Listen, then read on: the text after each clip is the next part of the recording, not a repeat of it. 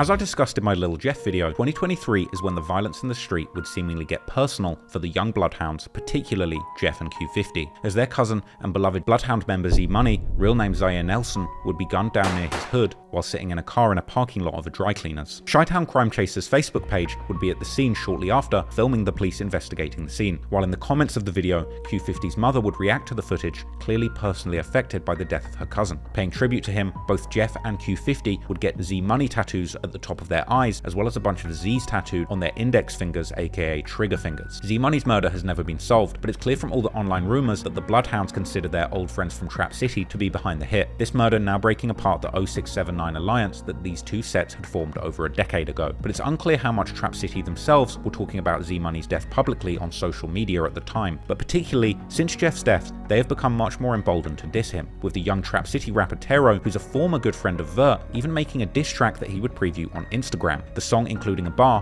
where Tero seems to insinuate that the bloodhounds had pushed Z Money out of the car before or after he was shot. Tero, together with two Trap City OGs, OTF Black and iTrap Rob, or Trap City Rob, who the internet has painted as Lil Jeff's killer, would even give an interview to the YouTuber X-Man Rico, where they would insinuate that Trap City had fallen out with Drill City or the Bloodhounds due to someone from that side stealing a chain from one of their members. Cause the way Reddit, this is why I want the club too.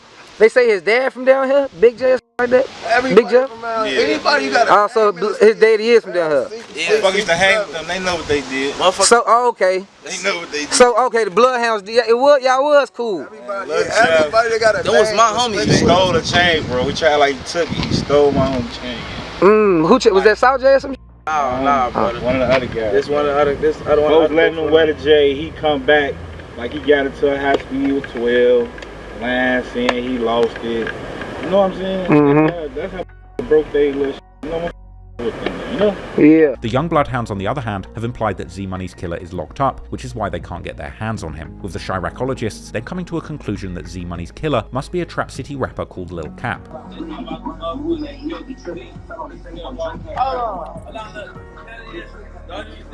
The people still alive because he booked right now. The people who kill Z Money is still walking this earth. Hey, this tied on my face for no reason. It's tied on this. Hey.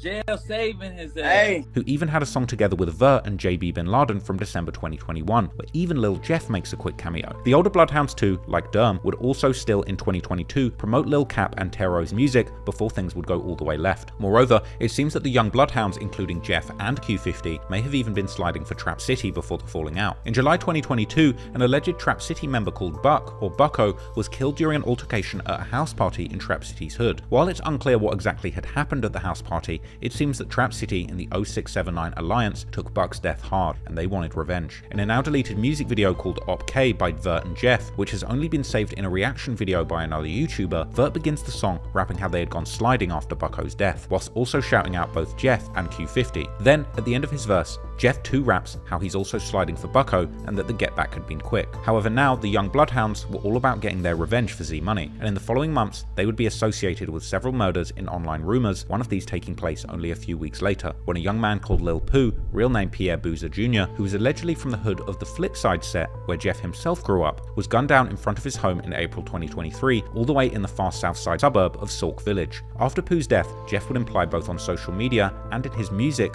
that Poo had allegedly dissed Z Money, and that's why he had lost his life, even seemingly describing waiting for Poo to return home while laying in the grass of his yard in his song In Your Home that features both Q50 and Vert. Interestingly, Lil Poo's murder actually connects back to the murder of Bougie, as Lil Poo's big brother is none other than the 9-5 mob rapper Mark from 9-5. Mark would even make a tribute song to Poo soon after his death, but this time the song would seemingly have no pointed disses towards any specific set. Now, Mark being Lil Poo's brother certainly doesn't mean that it was Jeff or other bloodhounds behind this murder, but it certainly adds another layer to the story, as Poo had now not only allegedly dissed Z Money, but had also been deeply associated with people who were in an active war with the bloodhounds. However, rapper Lou Glock from the Mix Mob set, who is seemingly also related with Lil Poo, recently called the rumors about the bloodhounds being behind this murder a total fabrication, calling Lil Jeff and the other bloodhounds high school musical rappers who haven't killed any gang members in Chatham. Some redditors have also pointed out how Jeff couldn't have been behind this murder since he grew up on Flipside and was seemingly close with other Flipside members. Indeed, Some months after Pooh's murder in June, one member from Flipside's hood would post himself still hanging out with both Jeff and Q50. But a few months after that, the same member would also post how he only associates with people who are really sliding and has no affiliation with any set, before ending the post saying F Flipside. But what makes this case even more confusing is that one of Lil Pooh's supposed close friends from Flipside, who even had Forever Lil Pooh text in his Instagram profile, would seemingly post an earnest tribute to Lil Jeff following his death. However, it seems that since then, this member has actually completely removed the tribute to Lil Pooh from his Instagram profile, which makes it seem like there may be much more going on behind the scenes than drill fans get to see. Anyway, it seems that the death of Z Money had launched a tidal wave of animosity between the Bloodhounds and anybody who dared come in their way.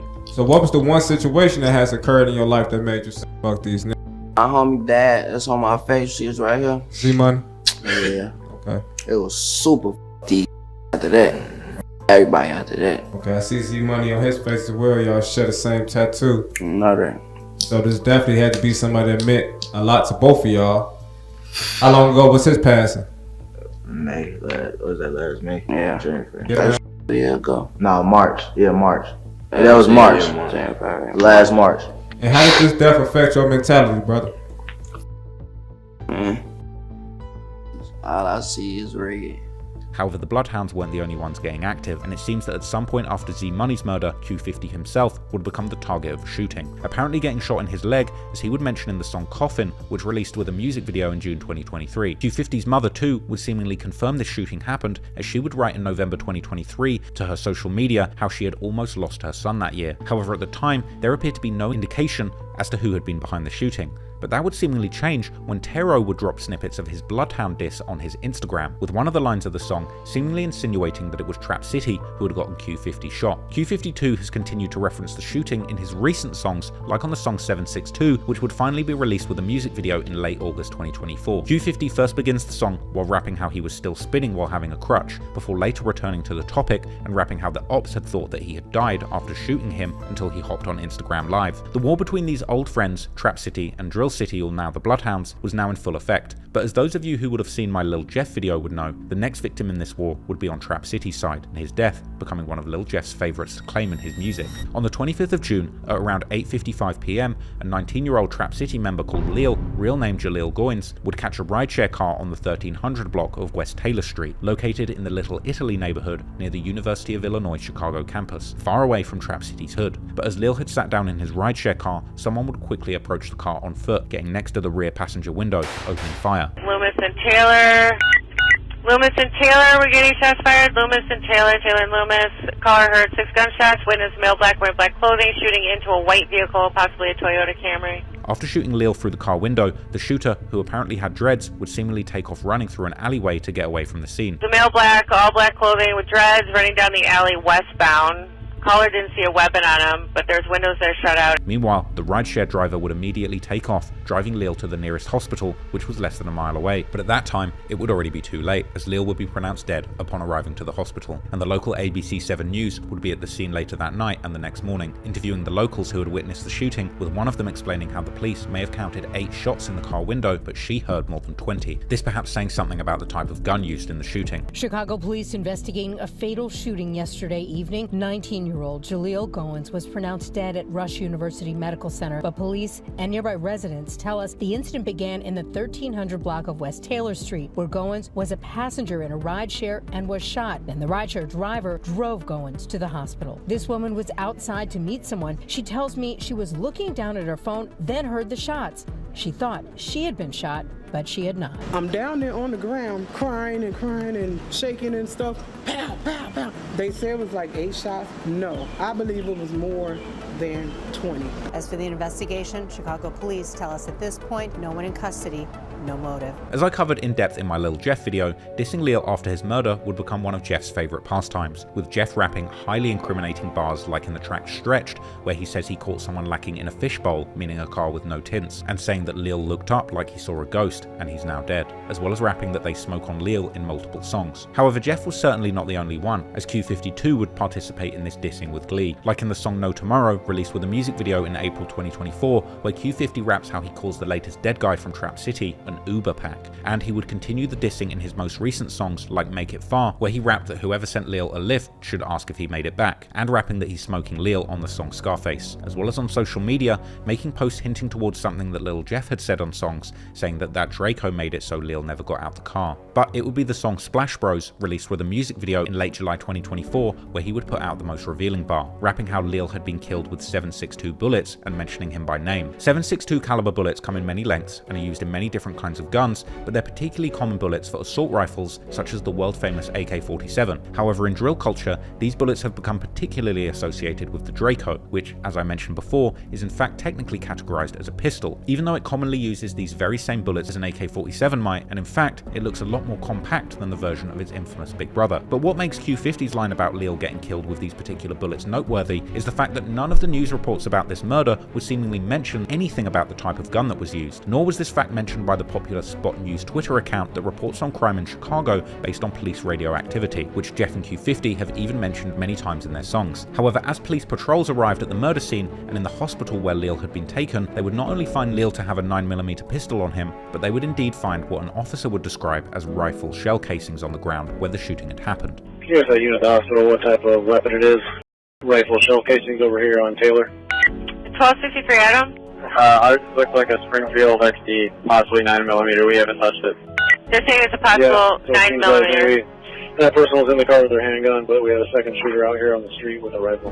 Alright, so there's a second shooter over there with a rifle. Alright, 10-4. Now this of course doesn't mean that Q50 took part in this murder, but it wasn't exactly a secret that Jeff in particular was very fond of using the Draco, to the point where he would even get the nickname King Drake. Yet knowing how Q50 likes to seemingly insert real details from real crimes into his lyrics, it's certainly interesting that he would get this fact seemingly correct, and the blasé attitude that he had to rap such details that only the shooters would know is possibly a prime example of self-snitching. But still, it could be a coincidence. But whatever the case may be, it would only be a few months later when the next gruesome shooting would take place, that Q50 is commonly referenced in his songs, the target of this shooting being a much older member of Trap City.